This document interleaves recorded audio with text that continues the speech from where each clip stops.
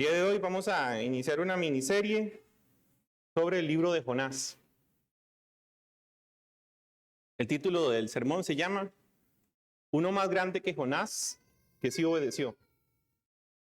De antemano voy a disculparme con todos ustedes porque existe una pequeña posibilidad de que me pueda extender un poco.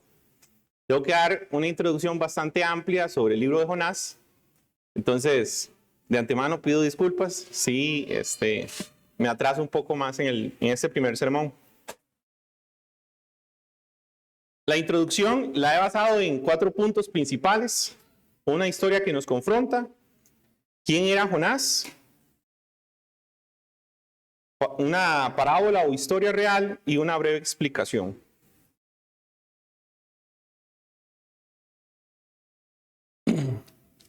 El libro de Jonás no solo nos expone la desobediencia de un profeta, sino la compasión enorme de Dios. En él se revela el conflicto entre el corazón humano y el corazón y voluntad divina, y el poder invencible de la misericordia.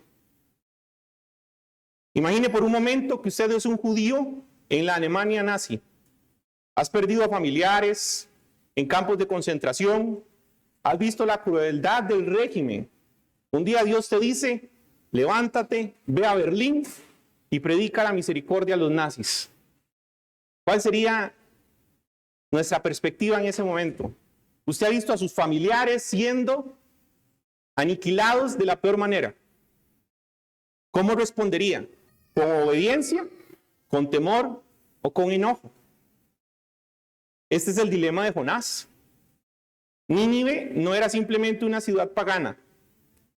Se iba a convertir en la capital del imperio asirio. Infame por su brutalidad. Los asirios empalaban a sus enemigos, los degollaban vivos y colgaban sus cuerpos como advertencia pública. Eran el terror del mundo antiguo y Dios le dice a Jonás, ve y predica contra ellos. No se necesita mucha imaginación para comprender por qué Jonás huyó.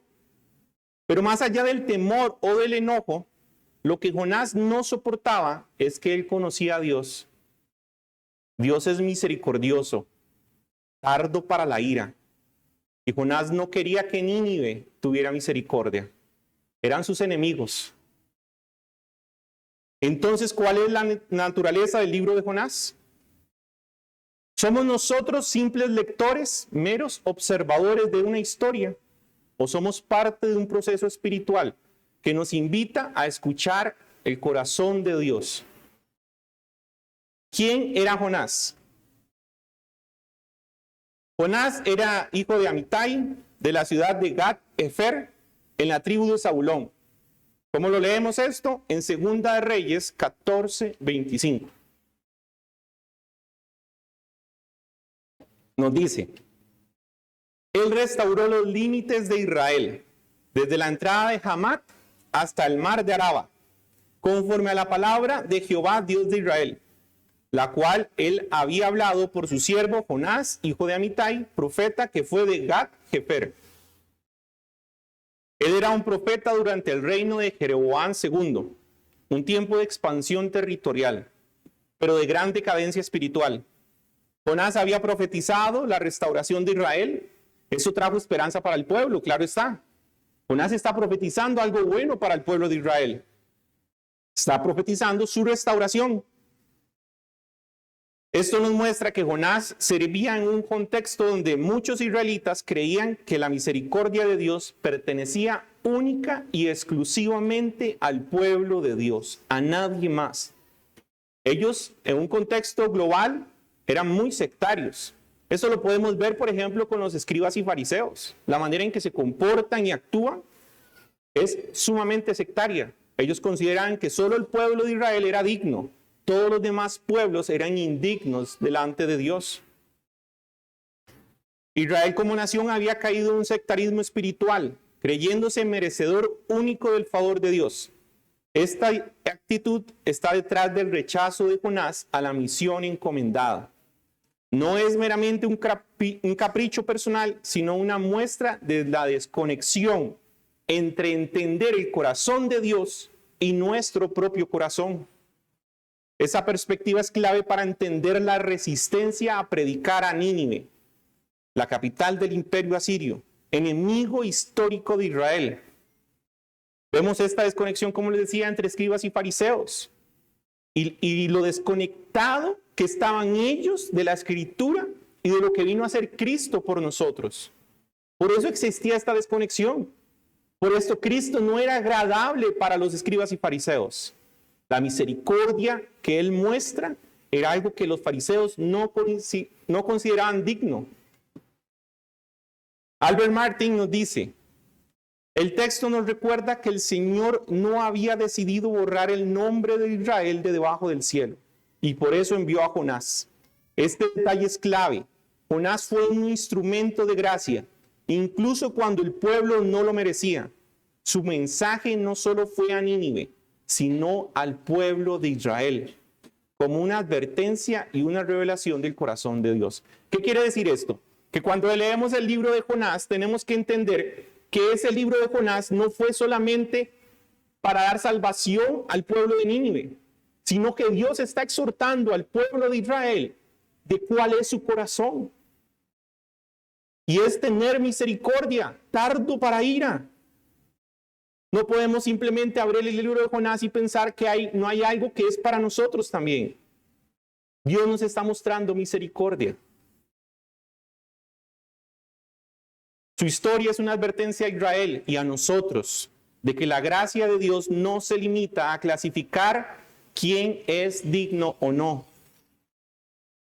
No podemos dividir por, es que aquel tiene dinero o es de cierta raza o nación. Dios no hace acepción de personas. Y ahora Dios llama a predicar a sus enemigos. Esto no es solo culturalmente ofensivo para el pueblo de Israel, sino que es teológicamente desconcertante para ellos. ¿Cómo puede Dios mostrar misericordia de enemigos? El pueblo asirio era un enemigo de Israel. Más adelante va a atacar a Israel. ¿Cómo Dios va a tener misericordia de ese pueblo? Entonces la historia de Jonás representa al creyente que no puede ver el panorama completo de la obra de Dios. Nuestra mente está tan limitada que no comprendemos cómo nuestras decisiones, incluso nuestras rebeliones, pueden ser parte del plan redentor de Dios. Jonás no sabía que su vida sería un medio para salvar a unos marineros. No sabía que su historia sería usada por Jesús como señal mesiánica. Nuestra historia tiene más impacto del que podemos ver, no para nuestra gloria, sino para la expansión del reino de Dios. Recuerdo hace un tiempo, estaba viendo con mi esposa la historia de unos misioneros, Jim Elliot. Si en algún momento la han escuchado, es bien interesante. Ellos fueron a predicar al Ecuador. Jim Elliot trató de predicar específicamente a tribus que nunca habían conocido a Dios y mataban a las personas.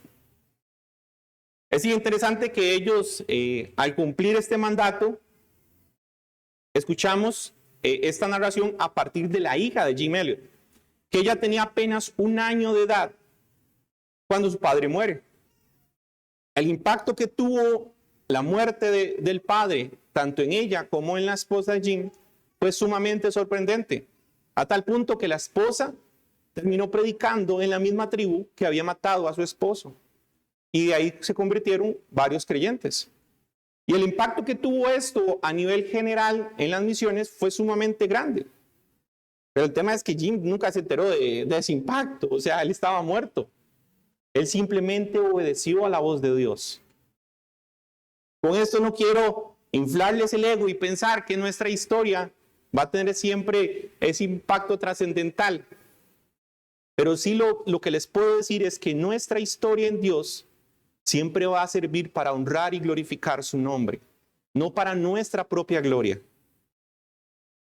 Desde el inicio del libro nos presenta un conflicto entre la voluntad de Dios y la voluntad del profeta. Este conflicto no es solo externo, sino profundamente interno. ¿Puede Dios mostrar misericordia de los enemigos? ¿Está dispuesto su siervo a participar en esa misión?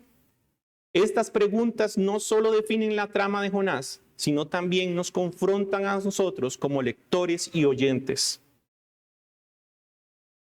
Cuando leemos la historia de Jonás es sumamente interesante.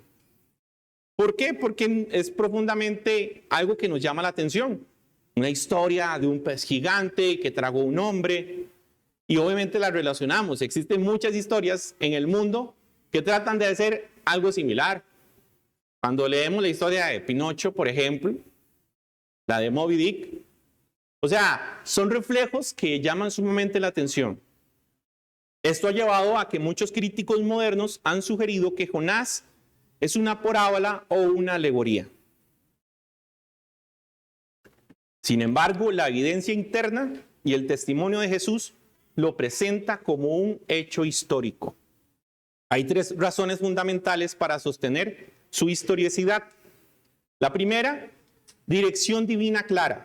El libro comienza con una misión directa de Dios a un profeta, identificándolo históricamente. No hay indicios internos de que sea ficción o alegoría. No vemos palabras que sugieren que este libro está hablando de una alegoría. Existen detalles históricos reales. Se mencionan lugares como Jope, Tarsis, Nínive, personas identificables, Jonás, hijo de Amitai, y estructuras sociales, marineros, capitán de barco, reyes. Finalmente, existe el testimonio de Jesús, que eso destruye cualquier otra teoría que pueda existir. El mismo Señor dice, así como Jonás estuvo 3 días y 3 noches en el vientre del gran pez, así estará el Hijo del Hombre en el corazón de la tierra. Jesús habla de Jonás como un personaje real, no simbólico.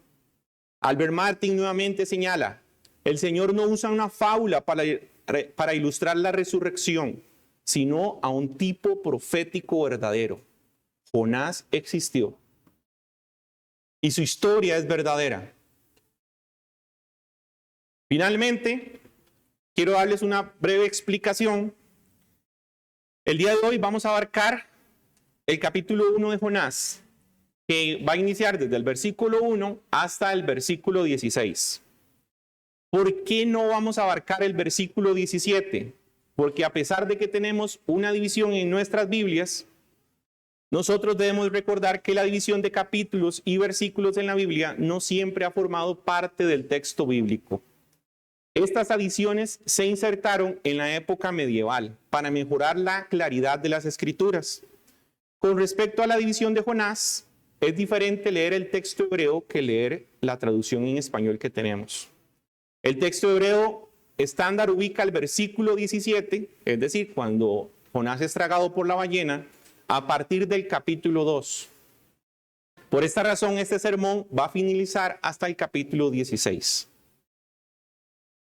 Eso será, creo que toda la introducción que tenía. Espero que les dé una idea más clara de lo que vamos ahora a escuchar del libro de Jonás y tengan esa perspectiva clara a la hora que vayamos a seguir escuchando los demás capítulos del libro de Jonás.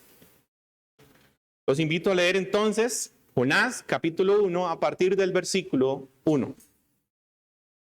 Lejos de la presencia de Jehová, pero Jehová hizo levantar un gran viento en el mar, y hubo en el mar una tempestad tan grande que se pensó que se partiría la nave, y los marineros tuvieron miedo, y cada uno clamaba a su Dios, y echaron al mar los enseres que había en la nave, para descargarla de ellos.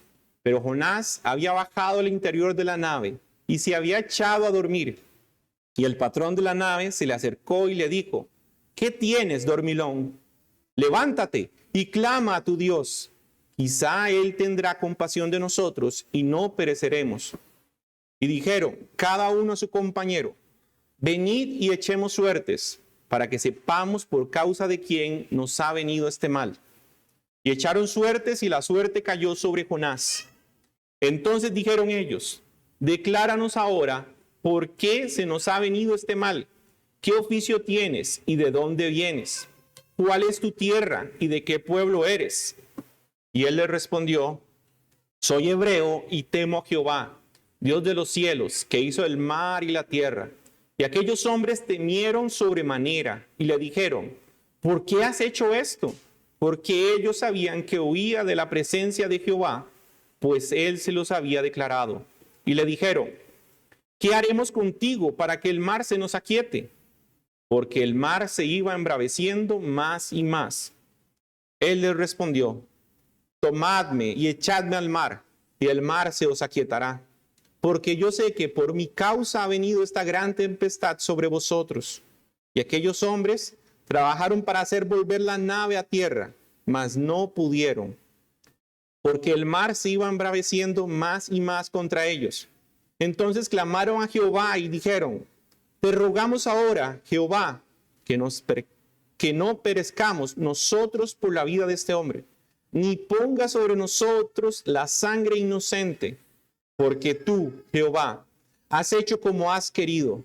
Y tomaron a Jonás y lo echaron al mar, y el mar se aquietó de su furor. Y temieron aquellos hombres a Jehová con gran temor, y ofrecieron sacrificio a Jehová e hicieron votos.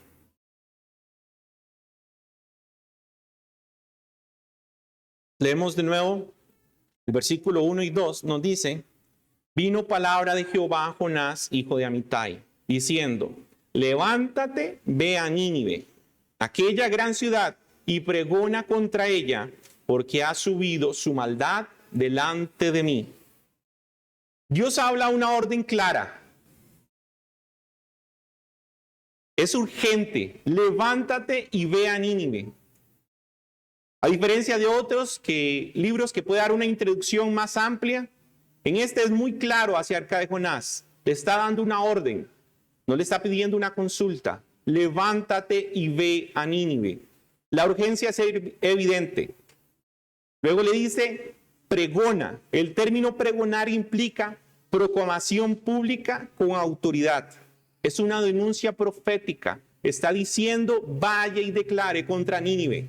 Este mandato no es opcional, es un llamado imperativo de parte de Dios soberano.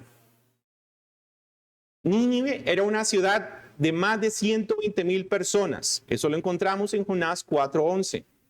Se convirtió más adelante en la capital del imperio asirio, símbolo de violencia y opresión. La expresión "ha subido su maldad" nos recuerda pasajes como Génesis 6:5.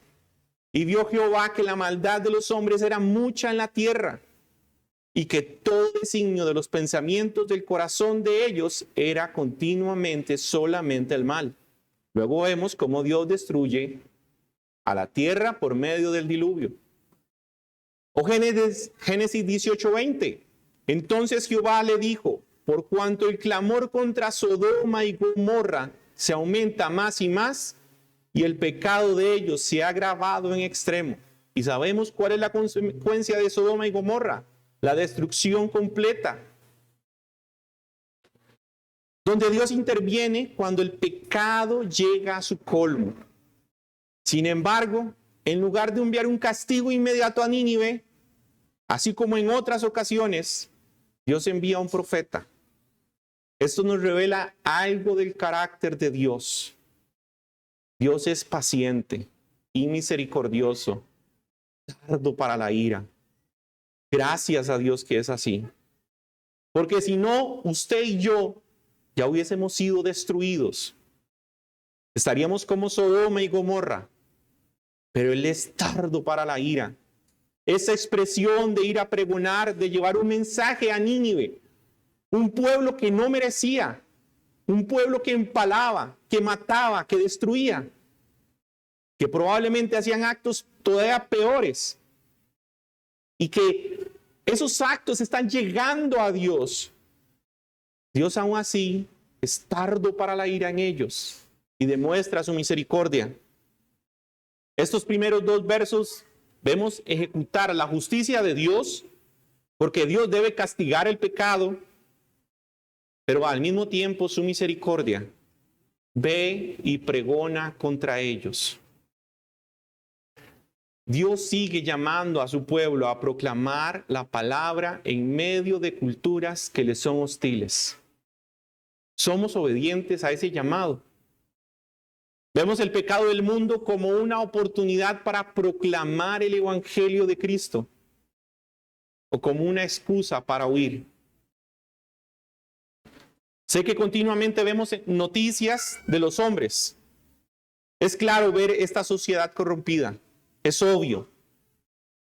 Pero nos hemos sentado a meditar por qué Dios tarda en ejecutar su juicio. ¿Por qué Dios no ha destruido la tierra? Yo estoy seguro que más de uno de ustedes, igual que mi persona, hemos visto las noticias de violencia, depravación, y muchos hasta nos preguntamos, ¿hasta cuándo la sociedad va a seguir así? ¿Hasta cuándo va a ser corrompida por el pecado? Pero esa es la pregunta que nace en nosotros, muchas veces inclinada por un corazón malo, de querer que Dios traiga destrucción. Pero nos hemos preguntado, ¿por qué el Señor ha tardado? Porque está aplicando su misericordia. Y porque así como Jonás, nosotros muchas veces estamos desconectados del corazón de Dios. O quiero referirme a ustedes creyentes, hoy sentados en sus bancas, que aunque no lo dicen, pueden pensar que aquellas personas que no le agradan, sientes que no merecen la misericordia de Dios, y aún así, el Señor sigue derramando su misericordia en ellos. No los ha castigado. Dios no hace acepción de personas como nosotros. Él tiene misericordia aún de aquellos que hacen mal, porque ha tenido misericordia también de nosotros. El versículo 3 nos dice, y Jonás se levantó para huir de la presencia de Jehová a Tarsis. Descendió a Jope y halló una nave que partía para Tarsis. Y pagando su pasaje, entró en ella para irse con ellos a Tarsis, lejos de la presencia de Jehová. Aquí cada verbo describe el descenso físico y espiritual de Jonás. Se levantó para huir, descendió a Jope, bajó al barco y más tarde al vientre del gran pez. La desobediencia siempre nos lleva hacia abajo. Jonás intenta escapar del mandato divino como si la presencia del Altísimo pudiese evitarse. Como dice Joel Beeke, descendió físicamente, pero también espiritualmente. Él intenta huir de Dios físicamente, pero no entiende que no solamente físicamente está tratando de huir de Dios, está teniendo una desconexión más grande con su espíritu. La narrativa aquí refleja una ironía. El profeta de Dios omnipresente, que conoce la Escritura. Más adelante, cuando lleguemos al capítulo 2, vamos a darnos cuenta que efectivamente conoce la Escritura. Intenta esconderse del Dios omnipresente. Es una rebelión insensata, pero al mismo tiempo es familiar para nosotros. ¿No hemos hecho nosotros lo mismo al ignorar la voz de Dios?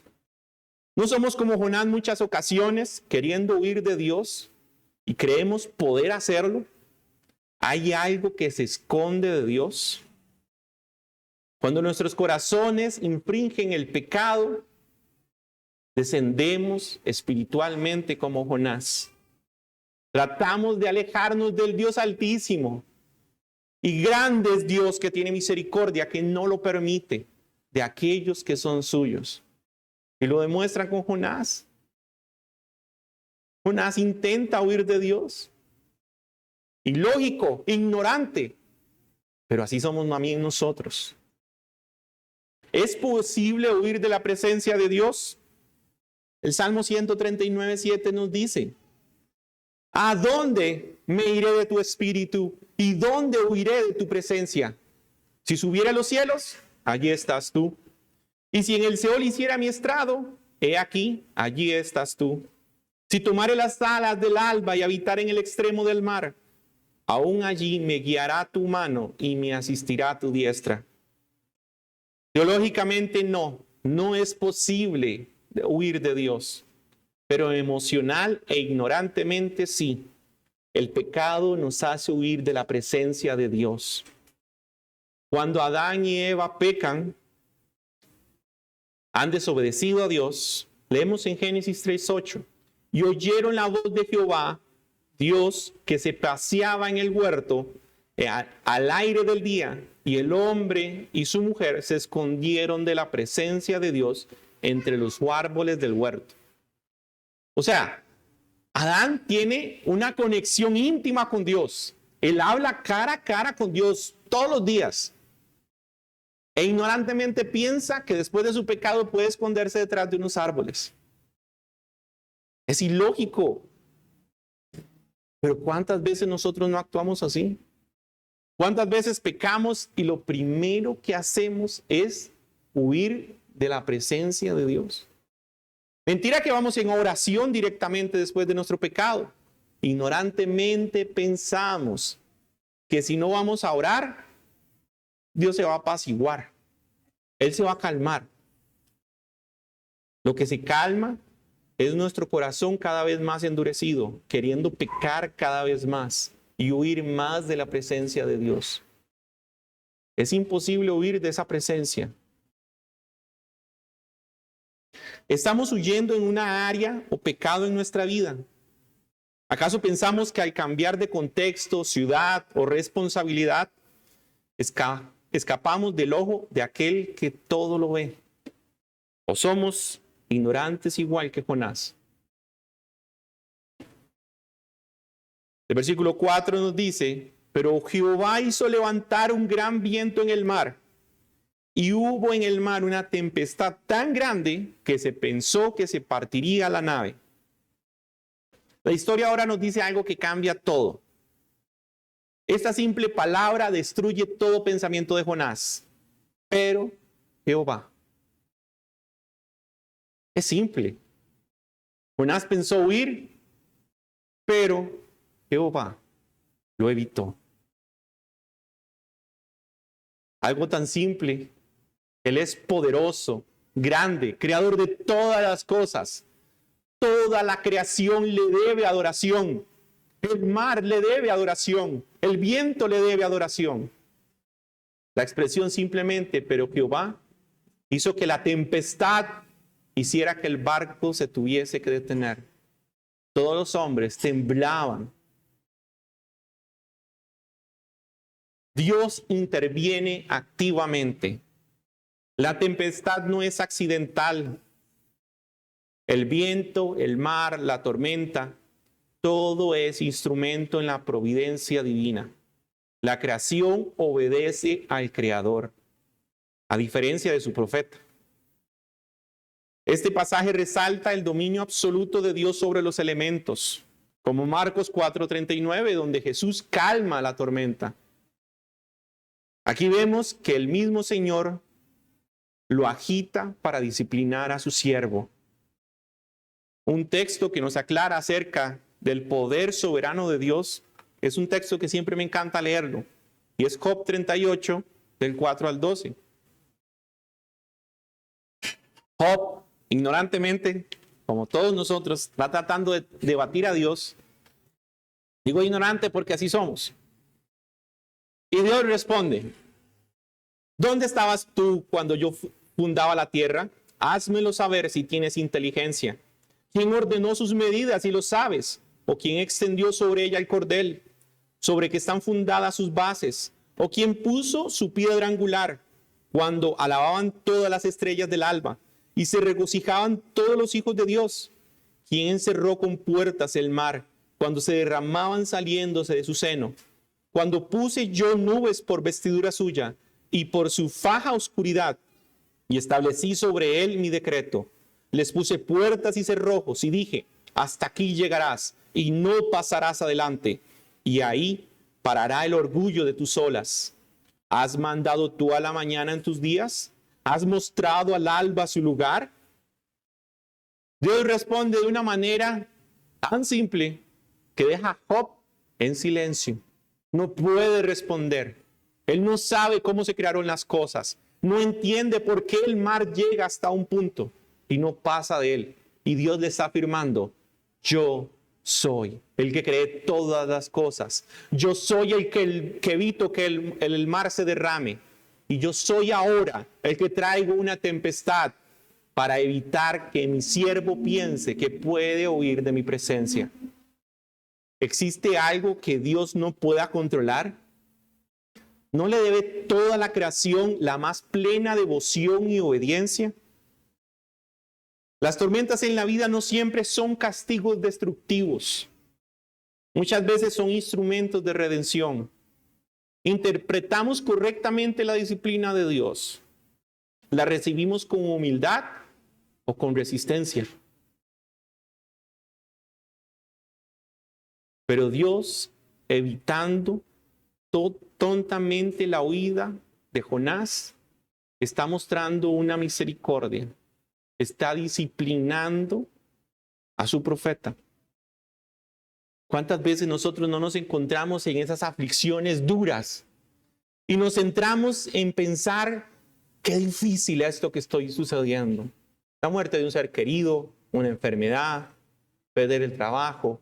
Existen muchas aflicciones que podemos enfrentar en este mundo, pero nos centramos simplemente en la aflicción y no entendemos que es la mano de Dios obrando para corregirnos o simplemente porque nos ama. La aflicción de Job simplemente era para mostrar un conocimiento más profundo de Dios. La expresión de Job que culmina el libro nos hace entender toda la aflicción de Job, porque de oídas te había oído, mas ahora realmente te conozco. La aflicción de Job solo lo llevó a entender cuán grande es Dios y conocerlo más íntimamente. Nuestra aflicción puede ser o una exhortación de nuestro mal caminar, o simplemente el amor genuino de un padre, porque Dios al que ama, disciplina y azota a todo el que he recibido por hijo. El versículo 5 y 6 nos dice: y los marineros tuvieron miedo, y cada uno clamaba a su Dios, y echaron al mar los enseres que había en la nave, para descargarla de ellos. Pero Jonás había bajado al interior de la nave, y se había echado a dormir. Y el patrón de la nave se le acercó y le dijo: ¿qué tienes, dormilón? Levántate y clama a tu Dios. Quizá Él tendrá compasión de nosotros y no pereceremos. Este contraste es sumamente interesante. Los marineros están temiendo y están clamando a sus dioses. Ellos saben que algo está pasando. No saben qué, pero necesitan clamar a sus dioses. Y Jonás duerme. Me encanta lo que dice la Septuaginta. Dice que incluso roncaba. Es un contraste muy doloroso. A veces los paganos muestran más urgencia espiritual que el mismo profeta de Jehová. Qué ironía. El mundo está en crisis y el pueblo de Dios duerme. Aquel que tiene el conocimiento verdadero de Dios ha decidido callar el mensaje. La reprensión del capitán es una exhortación. Levántate y clama. La peor ironía de todas. Es necesario que el mundo despierte a una iglesia dormida. El pagano se convierte en el predicador y el profeta en el oyente. Es duro entender esta realidad. Que callamos continuamente el evangelio a nuestra familia, a nuestros seres queridos, nuestros compañeros de trabajo, vecinos. Hemos callado el evangelio. Dormimos y roncamos como Jonás. Y eso también está implicado en el sectarismo que tenemos. Porque cuando Dios nos salva, creemos que hasta ahí llegó todo. No hay necesidad de tener más misericordia. Estamos espiritualmente dormidos mientras el mundo se hunde. Clama el mundo sin esperanza, mientras la iglesia ronca sin obediencia. El versículo 7 y 10 nos dice: y dijeron cada uno a su compañero: venid y echemos suertes, para que sepamos por causa de quién nos ha venido este mal. Y echaron suertes, y la suerte cayó sobre Jonás. Entonces le dijeron ellos: decláranos ahora por qué nos ha venido este mal. ¿Qué oficio tienes y de dónde vienes? ¿Cuál es tu tierra y de qué pueblo eres? Y les respondió: soy hebreo y temo a Jehová, Dios de los cielos, que hizo el mar y la tierra. Y aquellos hombres temieron sobremanera y le dijeron: ¿por qué has hecho esto? Porque ellos sabían que huía de la presencia de Jehová, pues él se los había declarado. Los marineros están desesperados. Necesitan buscar una causa.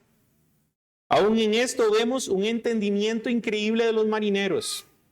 Muchas personas ante las crisis buscan todo tipo de causa probable, olvidando a Dios.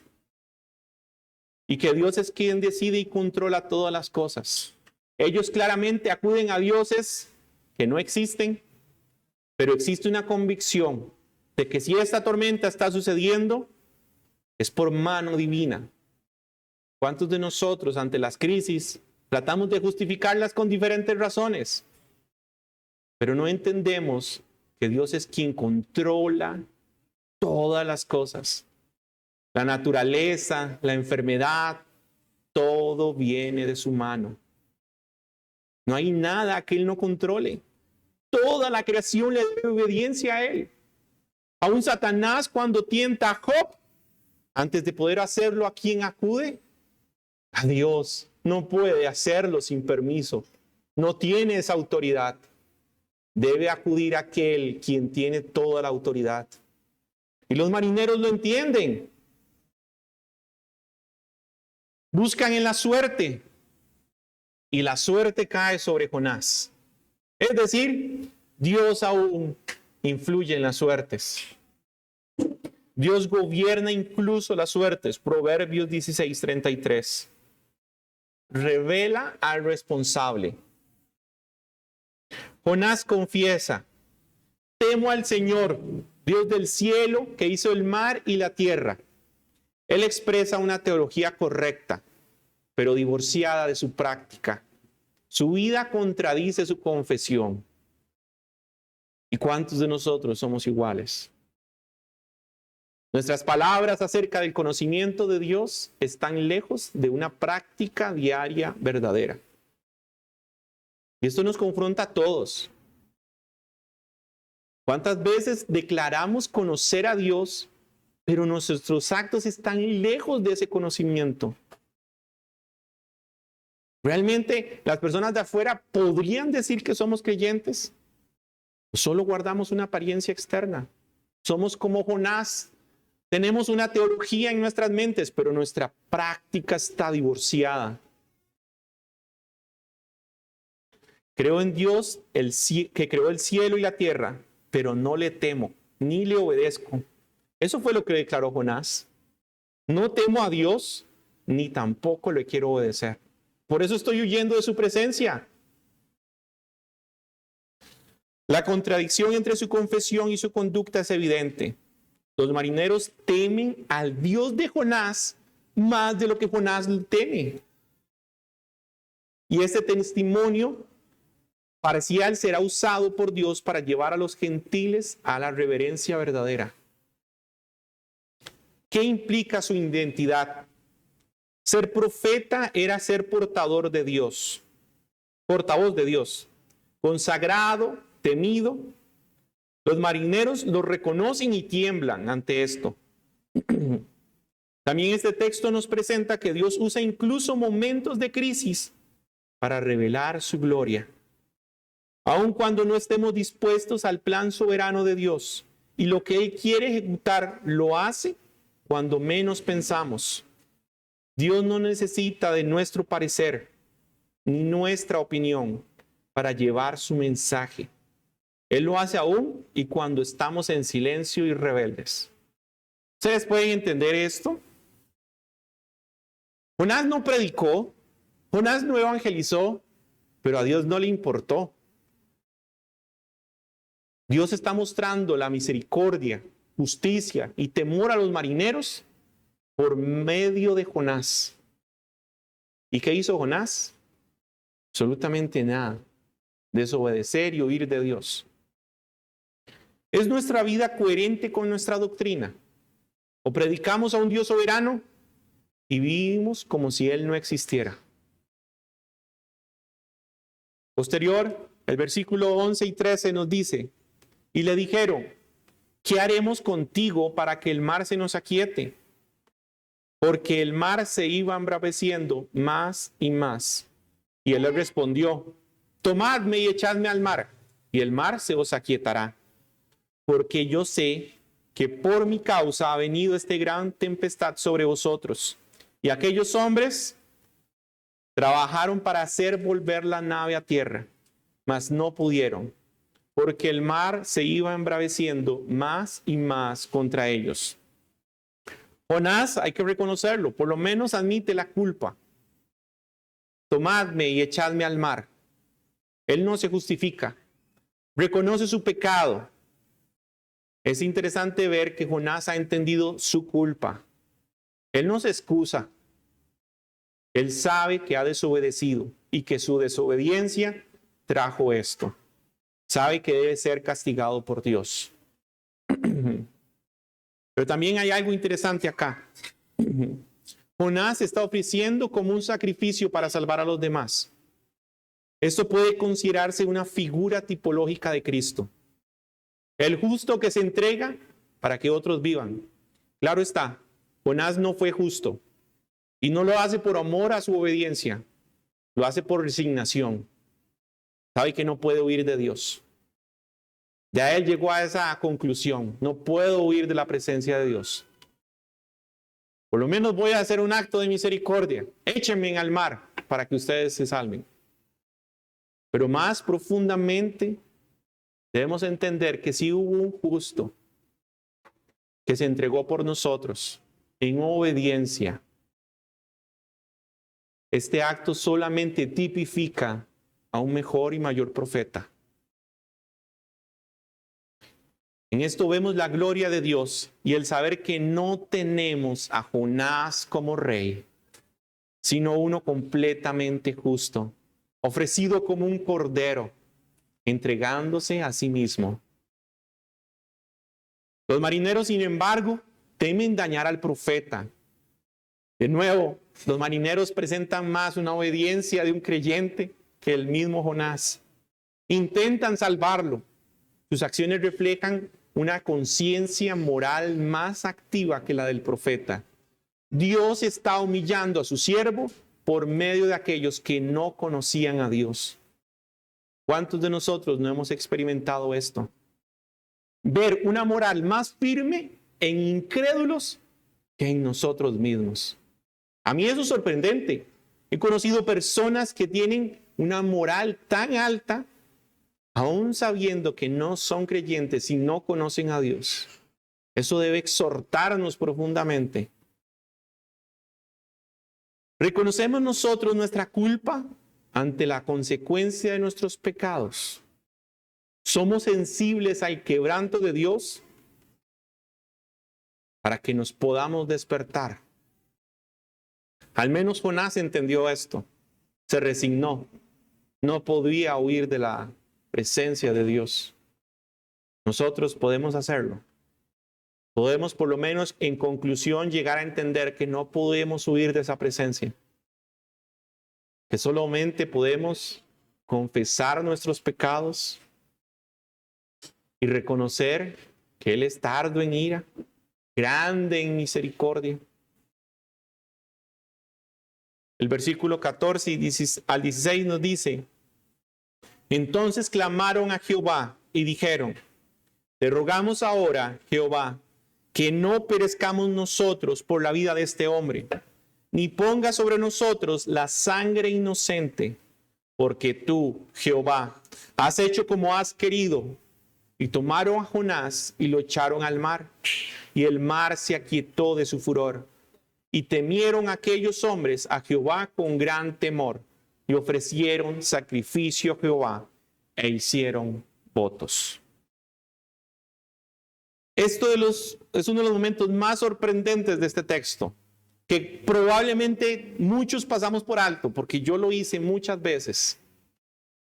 Los marineros que al principio clamaban a sus dioses en el versículo 5, ahora están clamando al verdadero Dios, lo están reconociendo.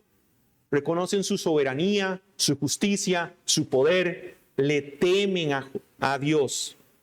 Al lanzar a Jonás, el mar se aquieta. Dios nuevamente aplica su poder al mar. Ellos automáticamente entienden que están delante del verdadero Dios. Le oran, le confiesan, le hacen votos. Esta es una enorme transformación. Aquí vemos la gracia de Dios obrando a través de la desobediencia del profeta. Su plan no fue frustrado, fue gloriosamente ejecutado. Aún los eventos que parecen una colisión son parte del decreto eterno de Dios. ¿Qué vemos aquí? La gracia de Dios alcanzando a los menos esperados. Podríamos pensar que el plan de Dios era solo llevar a Jonás a Nínive, pero Dios conocía el corazón de Jonás y permitió su huida para alcanzar a estos marineros. Otros podrían afirmar simplemente estuvieron en el momento y en el lugar correctos. No, Dios ha escogido desde la fundación del mundo a los suyos.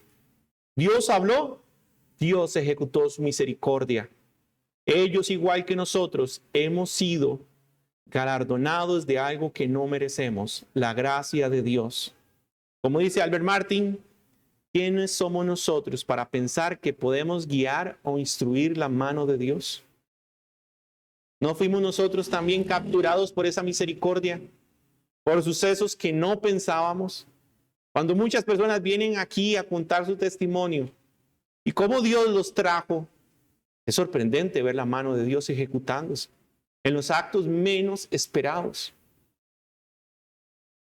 ¿Cuántos de nosotros no fuimos alcanzados de la misma manera, sin pensarlo, sin tener en mente a Dios? Él nos alcanza. ¿Cuántos de nosotros hemos visto su mano utilizando a débiles manos como las nuestras para salvar a otros? No por nuestra capacidad, sino por su gloria y su decreto. Romanos 11, 33 al 36 nos dice: oh, profundidad de las riquezas, de la sabiduría y de la ciencia de Dios. Cuán insondables son sus juicios e inescrutables sus caminos. Porque ¿quién entendió la mente del Señor? ¿O quién fue su consejero? ¿O quién le dio al primero para que le fuese recompensado? Porque de Él, por Él y para Él son todas las cosas. A Él sea toda la gloria por los siglos. Amén. Todos fuimos alcanzados, no por cosas que pasaran accidentalmente, porque estuviéramos en el momento correcto y en el lugar deseado. No, por su decreto. Que Jonás huyera fue su decreto. Que Jonás se subiera en ese barco a Tarsis fue su decreto. Que Dios pudiera salvar a sus marineros fue también su decreto. ¿Podemos conocer el plan de Dios? ¿Podemos saber cómo algo que parece insignificante puede representar la salvación de muchos? Estos hombres entendieron quién era Dios. Lo entendemos nosotros con la misma reverencia. La historia de Jim Elliot transformó las misiones. Muchas más personas quisieron ir a lugares de dificultad, de persecución. Jim pensaba que iba a hacer eso. Jamás. Él ni siquiera estaba vivo. Dios lo ejecutó de esa manera. Con esto no quiero decir que tu vida va a transformar el mundo. No lo va a hacer. Somos insignificantes. Somos una mota de polvo en un desierto. Pero lo que sí puedo decir es que Dios puede utilizar una mota de polvo para transformar al mundo. No para el orgullo del ser humano, sino para su propia honra. Así que la obra en tu vida y la manifestación de la gracia es para la gloria de Dios. Jonás no quería que Nínive se salvara, pero no solo tuvo que ir a predicar a Nínive en este peregrinaje, sino que Dios utilizó su desobediencia por el bien y misericordia de otros. El capítulo 1 de Jonás no es meramente un relato de desobediencia, es un espejo para el creyente, para que pueda conocer el corazón de Dios. Una lucha que en nosotros está continuamente. Nuestro corazón es malvado y pecador y no se acerca a conocer el corazón de Dios. Y nosotros nos regocijamos cuando Dios extiende su gracia a quienes consideramos indignos. O nos cerramos en un legalismo cómodo que limita a Dios según nuestra imagen y nuestras preferencias. Este capítulo también nos recuerda que la voluntad de Dios es irresistible. Él cumple sus propósitos redentores. Jonás, ya siendo profeta, no puede escapar del propósito divino. La gracia que lo alcanzó para ser un mensajero, lo alcanzó también para ser corregido. La mano de Dios es poderosa para ejecutar su plan, aún por medio de nuestro quebranto. ¿Entiendes cómo afrontar la aflicción? Porque el Señor que ama, disciplina y azota a todo al que recibe por hijo. La aflicción no es para mal. Es un acto bondadoso y misericordioso de Dios para mostrarnos que somos hijos. Dios gobierna no solo sobre las tormentas y mares, sino sobre cada evento secundario. Como enseña Proverbios 16:33, la suerte se echa en el regazo, mas de Jehová es la decisión de ella. Su providencia, según la confesión de fe, en el capítulo 5, párrafo 1, es el sabio y santo gobierno de todas las cosas, grandes y pequeñas.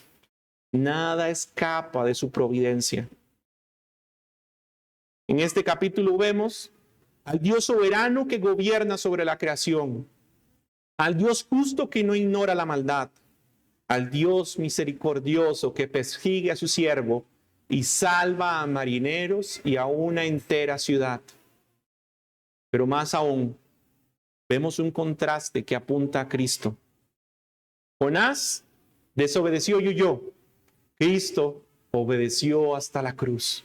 Jonás fue forzado a predicar. Cristo se ofreció voluntariamente. Jonás descendió por su pecado. Cristo descendió por el nuestro. Jonás fue lanzado al mar en juicio. Cristo fue entregado a muerte por la paz eterna. Jonás señala a uno más grande que él, al verdadero profeta, que no huyó, que obedeció perfectamente y que se ofreció por nosotros. Él sí conoce el corazón de Dios. Él lo entiende. Él es Dios. ¿Estamos huyendo de la voluntad de Dios? ¿Estamos dormidos mientras el mundo perece? ¿Estamos dispuestos a proclamar su palabra incluso a quienes odiamos o tememos? Reconocemos que su plan es infinitamente más grande que nuestra conciencia. Oh hermanos, que seamos encontrados obedientes, no huyendo como Jonás, sino caminando como Cristo. Entendemos que Jonás apunta al más grande y glorioso profeta. Él y su historia solo muestran la historia más grande y gloriosa en la Escritura, Cristo. Aquí no se trata de ser como los marineros, ser como Nínive, ser como Jonás. Se trata que todo apunta a Cristo, el mejor y mayor profeta. Y si existe una última aplicación que debemos considerar, es que no somos como Jonás, ¿no? No, hermanos, no lo somos. Somos peores que él. pero no lo confesamos. O al menos guardamos la apariencia y no lo queremos decir o pensar. Nosotros sí lo hacemos. Somos desobedientes. Veamos a Jonás y revisemos nuestras vidas. Busquemos a Dios en un verdadero arrepentimiento. Vamos a orar.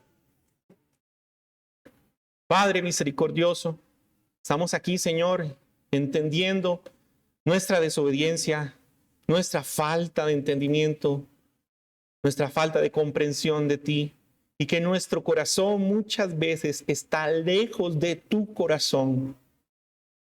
Permítenos, Señor, tener un corazón más dispuesto para entender y comprenderte a ti. Ayúdanos, Señor, a tener más misericordia por los que están afuera y a ver, Señor, cuán grande eres tú, tardo para la ira y grande en misericordia.